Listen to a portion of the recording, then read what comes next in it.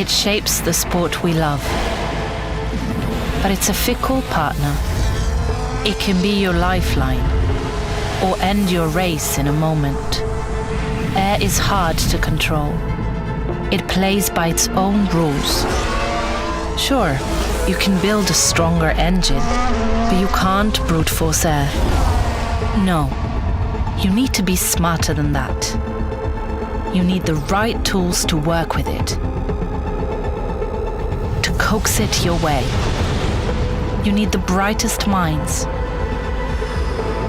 serious computing power, and the drive to harness a different kind of AI.